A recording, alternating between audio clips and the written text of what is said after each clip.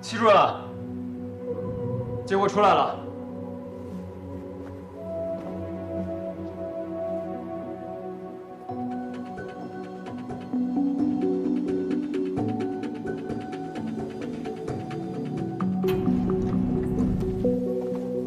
廖云生死了，谢瑶琪还生死未卜，我们好像又回到了原点。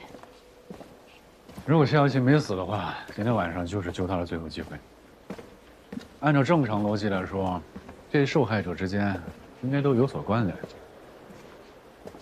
叶莹莹、谢瑶琪、李淑婷还有廖云生，原本4个不相干的人，他们唯一的交集点就是医美诊所的廖东。但猪肉铺出事那一天，廖东的不在场证明我们已经核实过了。可是现在他是唯一一个和案件有关的人。 把他叫过来问问。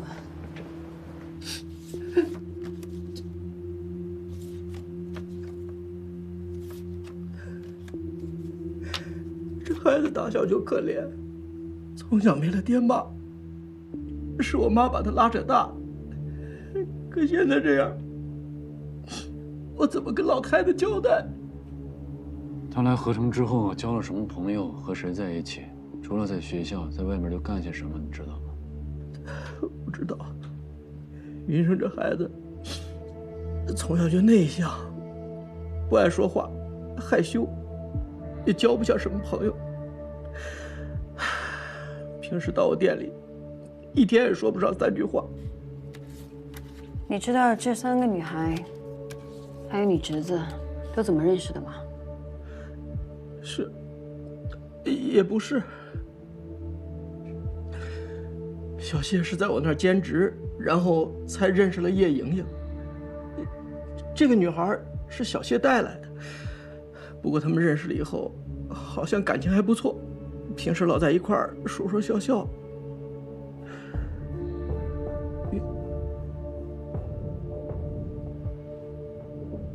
有什么你就说，把你知道的、想到的，一字不漏的告诉我们，这样才可以帮助我们找到杀害你侄子的凶手。 云生呢，只有放假的时候，还有我给他打电话的时候，他才过来。不过，我觉得他好像挺喜欢小谢，我好几次看见他偷偷的在看人家姑娘。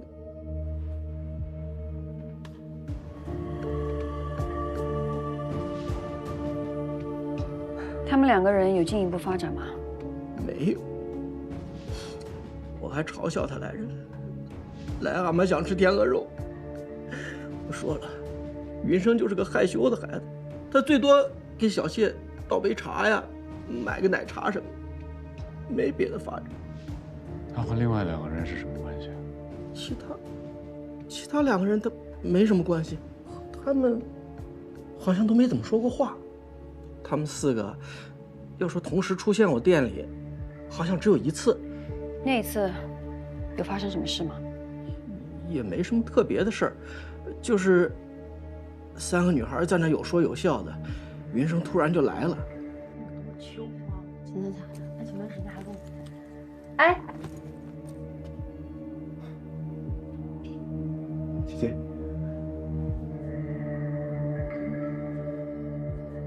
他设计推荐的这个东西很好用，你把人带了很多。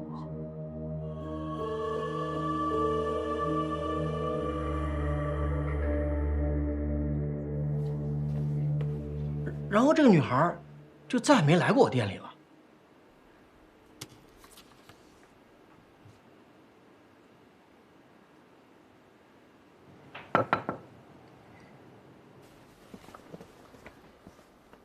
这是廖云生的尸检报告，我们都被误导了。廖云生才是第一名受害者。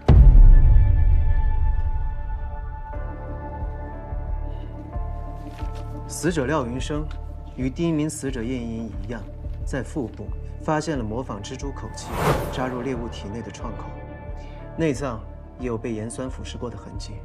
在死者的耳后也发现了疑似造成静脉空栓的针孔。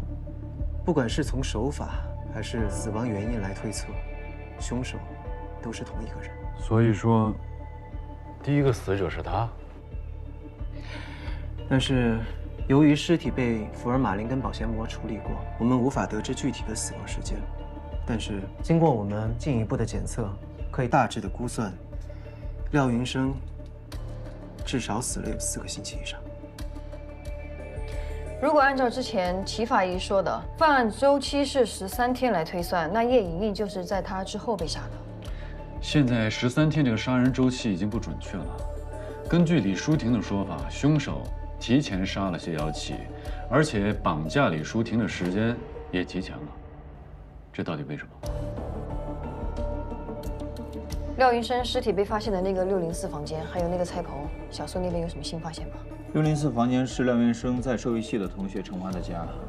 陈华长期在国外，所以那个房子就让廖云生帮他看着。我们在604房间发现的一些指纹已经在做匹配了，结果很快就会出来。而那个菜棚，它的主人是附近村民赵四的。赵四1个月前在家里修房顶的时候不慎摔伤，所以在床上躺了1个多月，他根本不知道菜棚发生了什么情况。第一名死者廖云生尸体在604房间被发现，推测死亡时间在4个星期以上。在廖云生死后的大约4个星期，我们在北山山洞里发现了叶莹莹的尸体，也就是第2名受害者。按照日历标注，凶手应该是在8月14日杀害叶莹莹。在叶莹莹死后的第3天，谢瑶琪被绑。目前我们还无法确认她是否还活着。这本身是谢瑶琪，她不会把所有的受害者都画下来吧？第4名受害者李淑婷，在一个废弃工厂获救，凶手逃逸。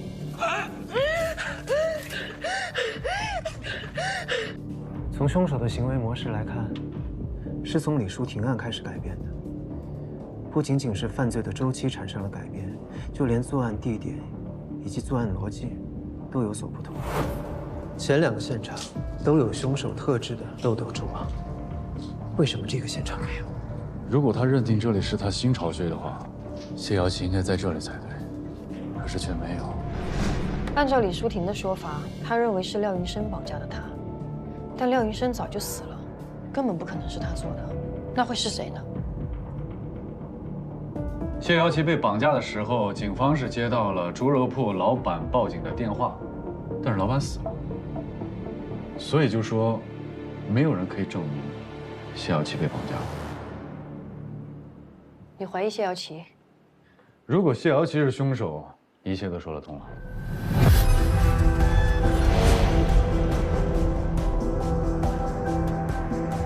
要这么说，那谢瑶琪在猪肉铺留下的头发，就是故意误导我们的。从一开始，我们从派出所到达了现场，就已经进入了他的圈套。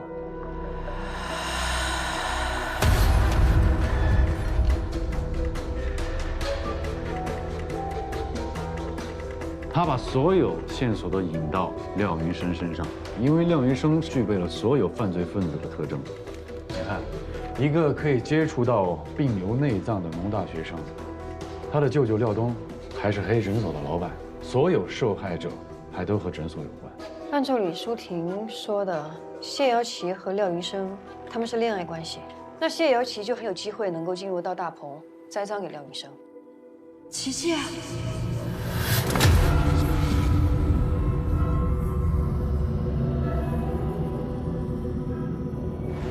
最关键的是，廖云生已经死了，我们就算怎么查也找不到他。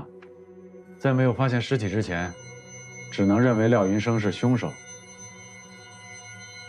我们一直以为谢瑶琪是被害者，如果他说谎，我们所有的推断、所有的证据，全是错的。廖云生尸体现场发现的另外一个 DNA 对比结果出来了，是谁？谢瑶琪。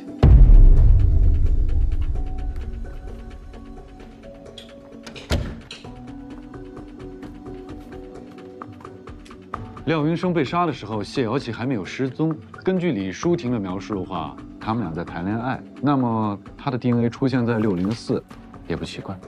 谢瑶琪是凶手的可能性更高了。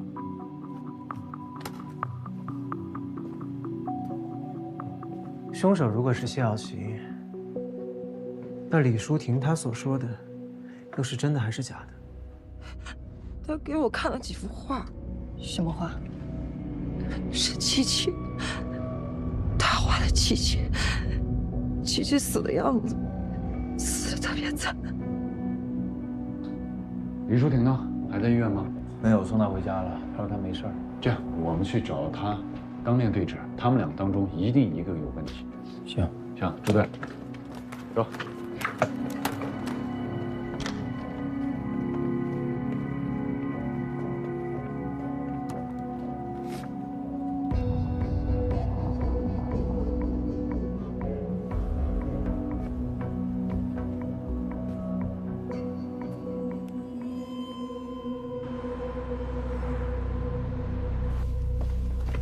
上次我就送她到楼下，她自己上来的。304。这个。李淑婷。李淑婷。李淑婷。李淑婷，凶手会不会又找上他？让开！找谁呀？啊，你好，我们找李淑婷。谁？李淑婷。谁？这个，你见过这个人吗？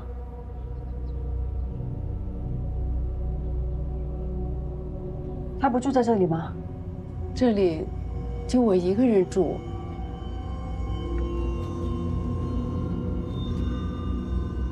谢谢啊。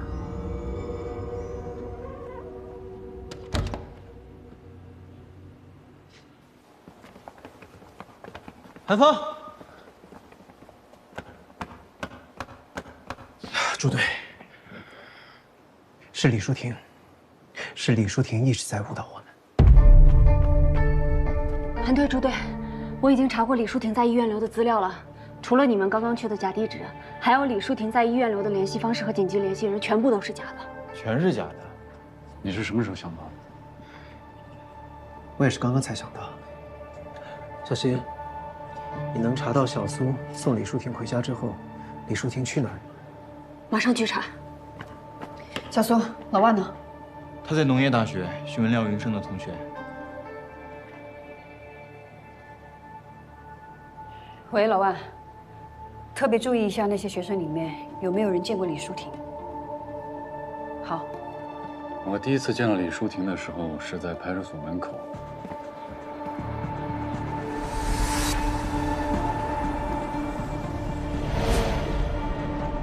他本来打算要进去，可是他没有进，他还企图想说服我说是谢瑶琪只是失踪躲着他的父母。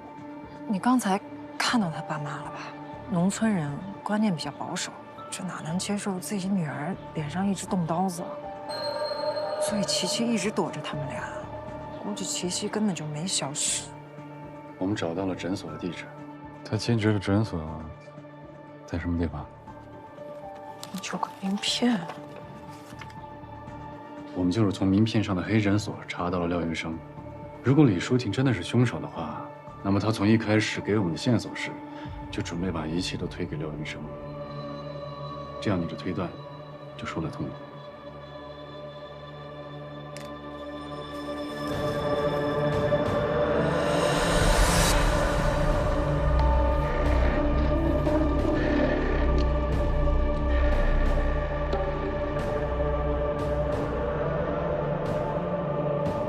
救救我！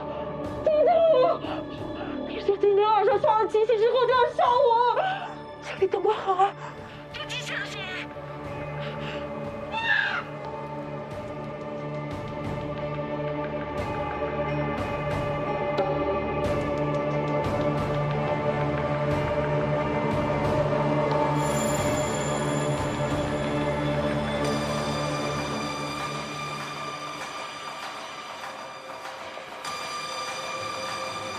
你们看这是不是廖女生啊？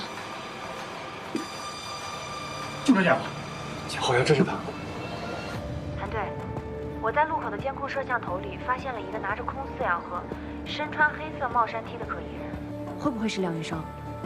这也解释了为什么一到李淑婷这儿，凶手就改变了自己的犯罪逻辑，因为这本来就是李淑婷自导自演的一出戏，为了掩饰她所做的一切。也就是说，13天的固定模式可能没有变，谢瑶琪可能还没死。那目前我们最关键的就是找到李淑婷，把谢瑶琪藏在哪。农学院的教授说过，牛结合并的实验流程以及实验用的病原体都是严格管理的，不是什么人都可以轻易接触到的。我们已经清查过所有参与实验的同学，里面没有李淑婷。我相信，李淑婷她一定跟这个实验课有关。选我选修课的学生太多了，我也只见过他们1次，实在记不住。要不这样，警察同志，学生点名这一块一直是我助教做的。小芳，你来一下。哦，您好。你好，你看一下这个同学，你认识不？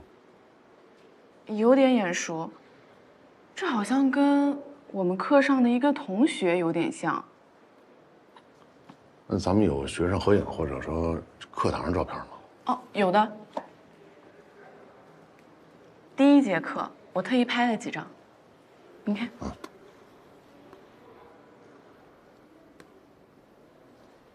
这是在牛结核病的那个实验课上拍的。对。你看像不像？但是脸被挡住了。这人叫什么呀？王启龙。点了2次名，他才达到。李淑婷用了假身份。对，他们助教证实，李淑婷应该是做了伪装，用了王启龙的身份上的课。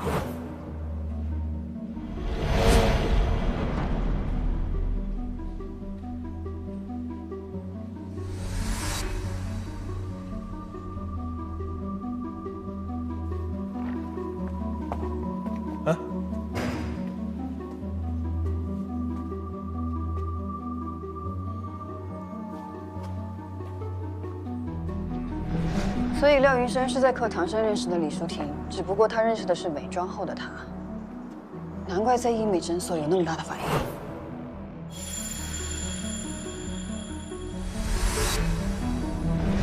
就这件101。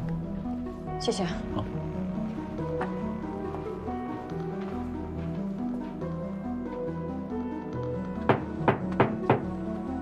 有人吗？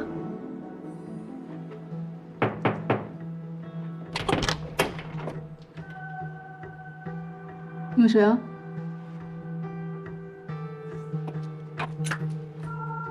王启龙。照片上这个人认识吗？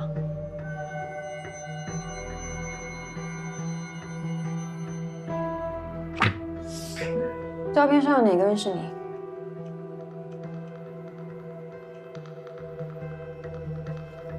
这个是我。确定吗？确定。在同一时间、不同角度，你们的助教拍了一张侧拍照，你好好看清楚。你看一下，这个人也是你吗？是我。你旁边的同学叫什么名字？我不记得了。你跟他们一起上了那么多次课，连同学的名字都不记得？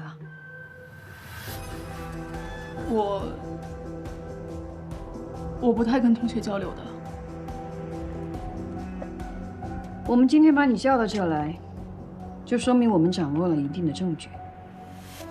再问你最后一次，这个人是谁？他叫什么名字？淑婷是不是出了什么事儿了？她还好吗？这个人叫李淑婷，对吗？他为什么会利用你的名字出现在课堂上？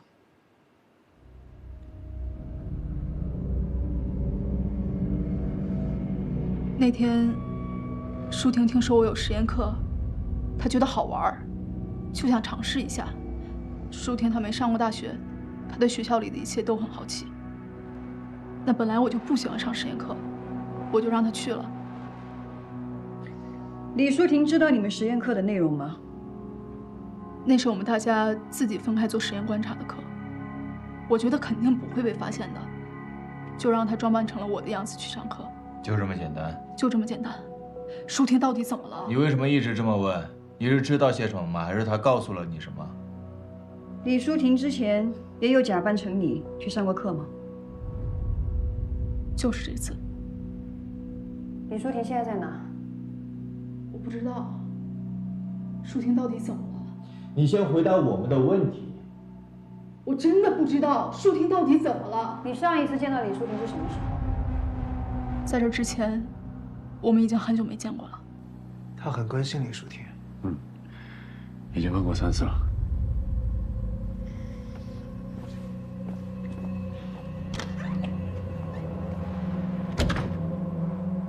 李淑婷养蜘蛛吗？为什么问这个？这是她养的蜘蛛吧？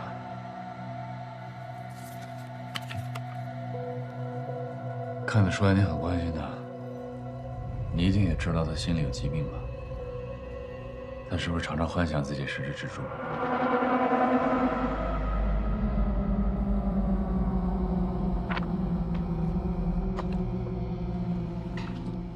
我们怀疑这2个人都是他杀的。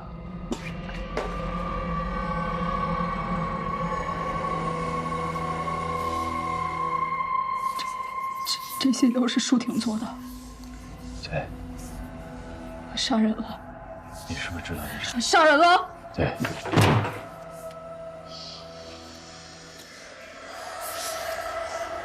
如果你现在告诉我们的话，我们可能还会救下一个人。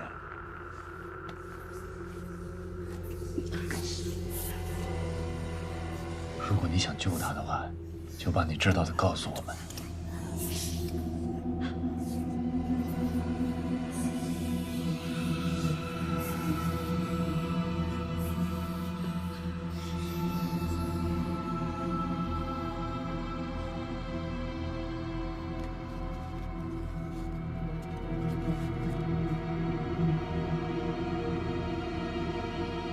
我什么都不知道。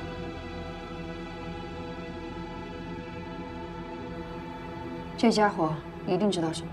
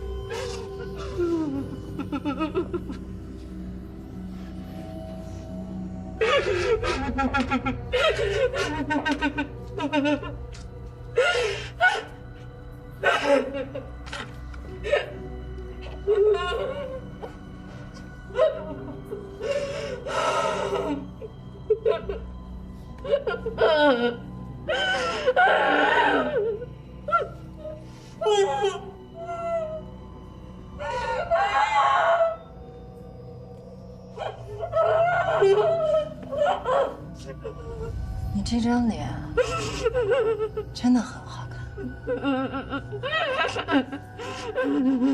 不管怎么努都没办法像你这样。你知道我有多羡慕？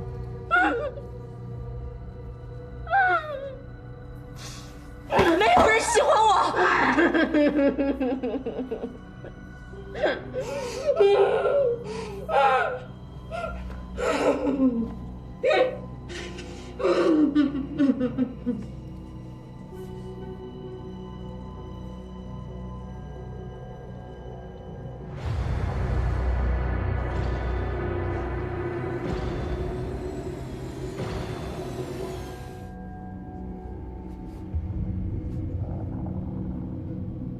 再怎么变漂亮，也没有人喜欢我。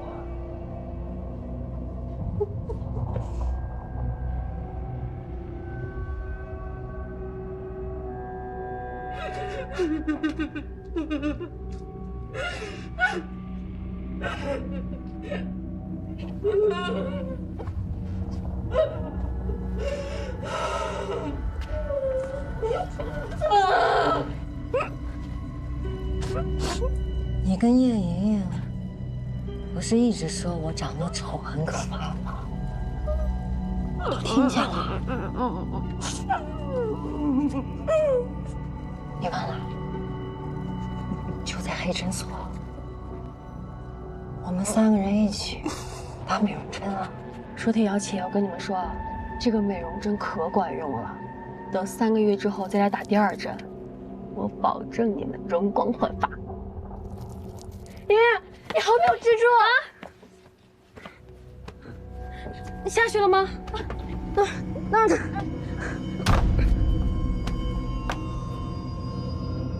这丑八怪，可真恶心！我看见这黑乎乎毛茸茸的东西，我就饭都吃不下。真倒霉，今天一天好心情全让他毁了。蜘蛛这么丑，就不该存活在这个世界上，脏死了。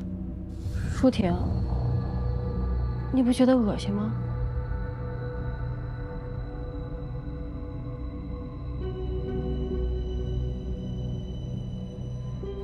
你不是说我不配存活在这个世界上？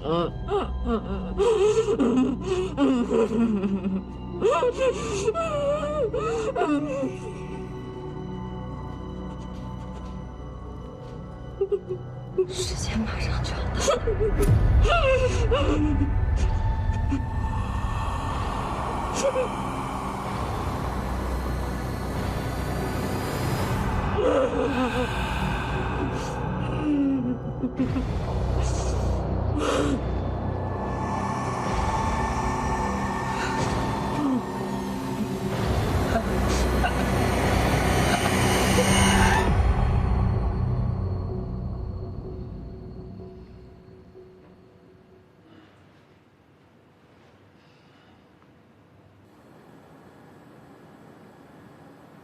我们去搜了他们家，什么都没发现。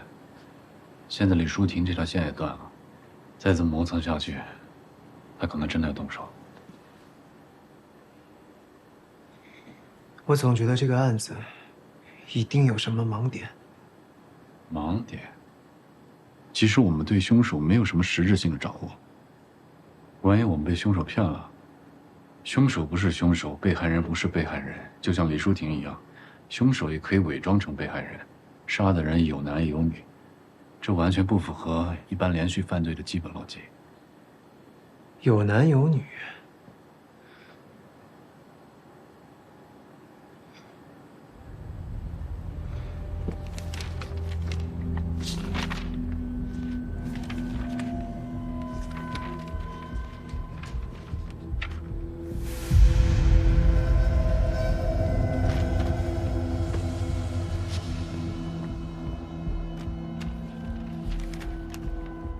怎么样？我们当时推导凶手杀人，不是为了捕食，而是为了生殖繁衍。但奇怪的是，叶莹莹并没有被性侵过的迹象。但现在，如果李淑婷是凶手，叶莹莹没有被性侵，那就合理了。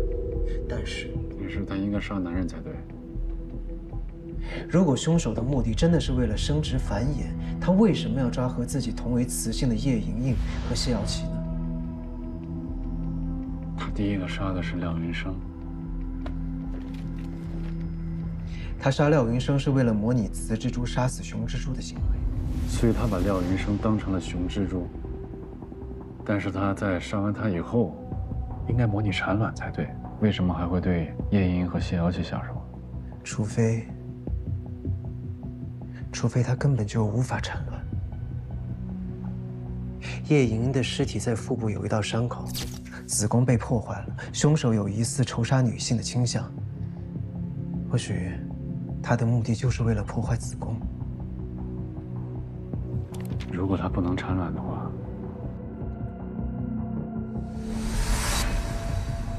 布洛芬、优思敏、盐酸氟西汀片、戊酸雌二醇片，这是我第一次见到李淑婷的时候，我看到她包里装的药。你以前当过禁毒警，药物的部分你应该知道一些。戊酸雌二醇片，女性服用是为了保养卵巢、促进生育，有的人还用来治疗月经不调。如果男性用，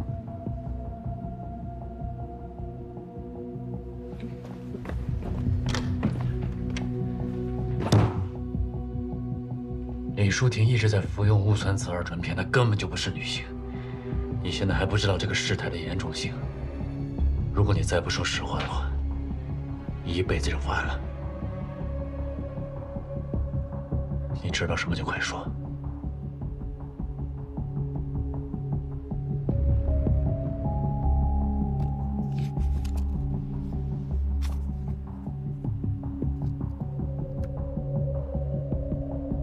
淑婷她不是李淑婷。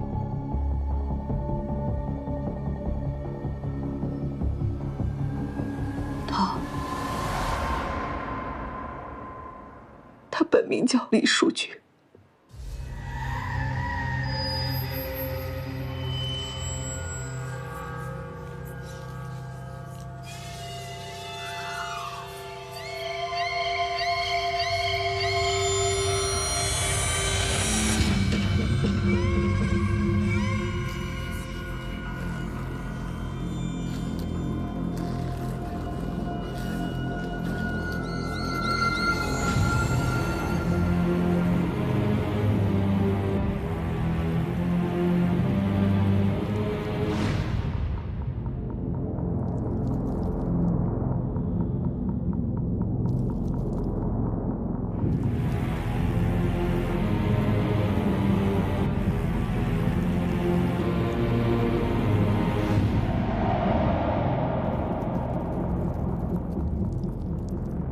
他们都不懂我的美，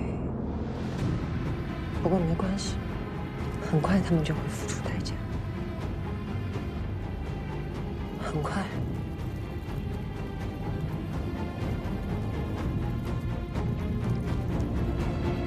她是李淑君，我是王启龙，我们从这么大的时候就认识了，我们都是孤儿。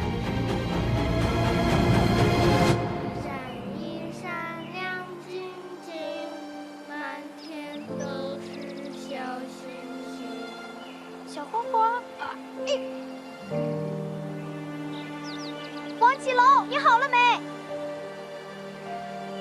王启龙，你好，看我帮助你。哟，这个不是我们班那个小怪物李淑君吗？其实淑君不是什么怪物，她只是罕见的双性染色体，却不被接受，甚至被欺凌。才走上了这条不归路。淑君的性格内向、怕生，而我大大咧咧的。好看吗？8岁那年，他想改名重新生活。从那以后，他就是李淑婷了。他说，这样他就能快乐了。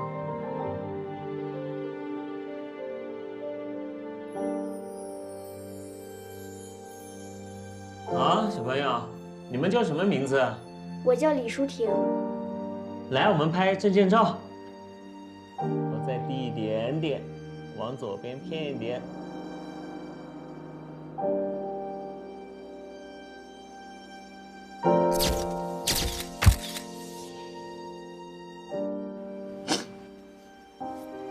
我想让他快乐，我不想让他再受欺负。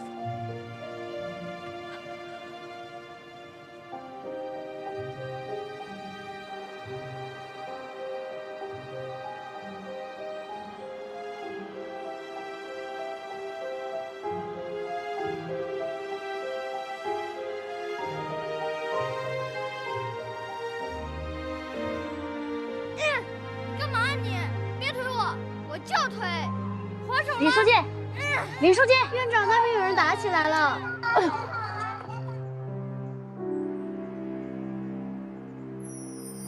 别打了，别打了，撒手。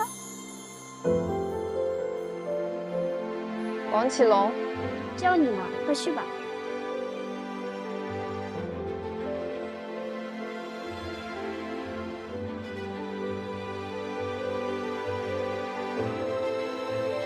你叫什么名字？王启龙。你今年几岁了？9岁。好。你叫什么名字呀？李淑婷。你今年多大了？8岁。8岁，好。所以你就一直帮他隐瞒身份？是。他用新的身份离开了家乡，这里没有人认识我们，我们就是新的自己了。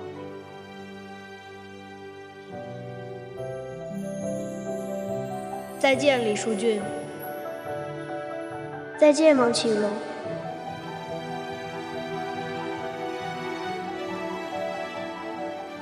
警官，我求求你们了，你们能告诉我，舒婷到底怎么了？我不应该让她替我去上实验课的，不是我的错，都是我的错。你现在还有机会可以帮助他，你快告诉我们，他现在了。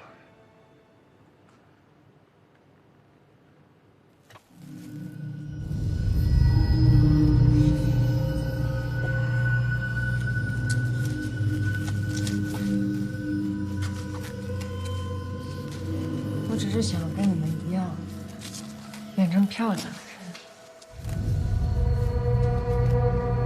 我有什么错吗？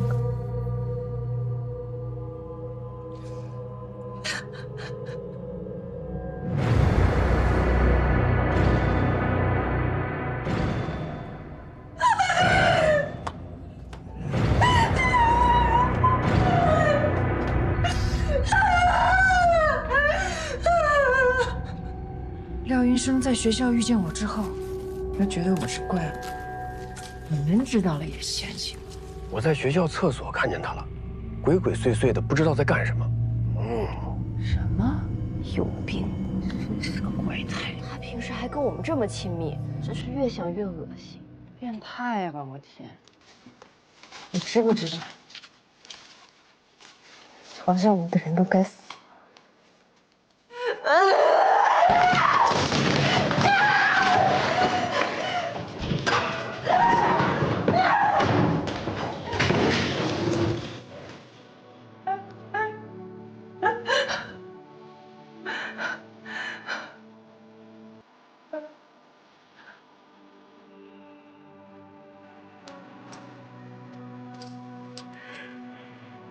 你知道生命走到尽头是什么感觉吗？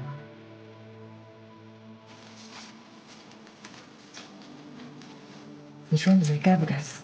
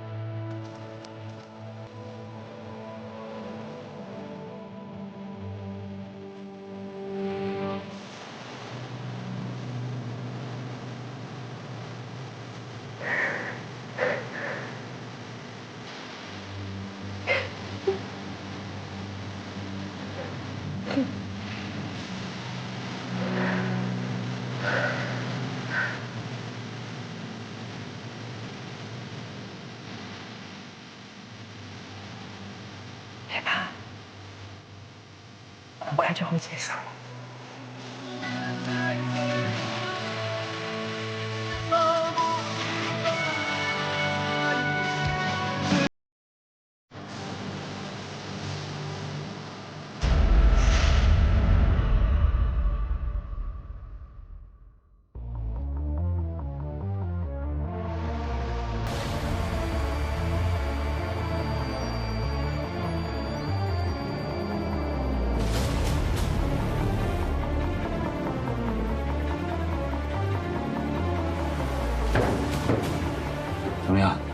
需要立刻解毒。